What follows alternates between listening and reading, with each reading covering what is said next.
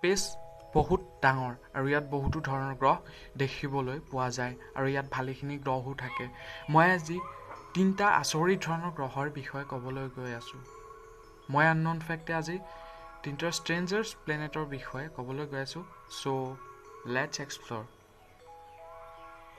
Number 1 55 Kori E আপোনালোকে হয়তো বিশ্বাস কৰক বা নকৰক এই গোটেই গ্ৰহটো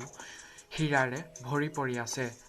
আৰু ই পৃথিৱীতকৈ প্ৰায় দুগুণ ডাঙৰ আৰু ইয়াত সলিড ডায়মণ্ড পোৱা যায় ইমান সুখী হৈ লাভ নাই কাৰণ ই আমাৰ পৰা প্ৰায় 40 লাইট ইয়াৰ দূৰত আছে নম্বৰ 2 HD 189733b এই গ্ৰহটো সোলাৰ সিস্টেমৰ পৰা প্ৰায় 60 লাইট ইয়াৰ দূৰত আছে এই গ্ৰহটোৰ আটাইতকৈ ইন্টাৰেষ্টিং কথাটো হ'ল যে ইয়াত গ্লাছৰ বৰষুণ হয় এই গ্ৰহটোৰ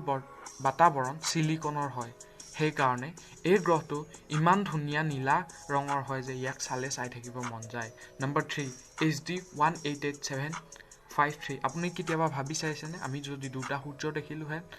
হলে ওয়েল আপোনাৰ এই সপোন পূৰণ হ'ল হয় যদি আপুনি এই গ্ৰহটোত থাকিলে হয়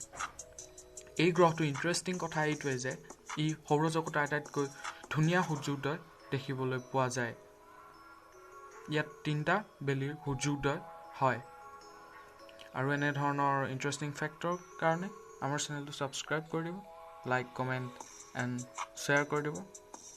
সো আকৌ এটা নতুন ভিডিঅ'লৈ লগ পাম থ্যাঙ্কস ফৰ ওয়াচিং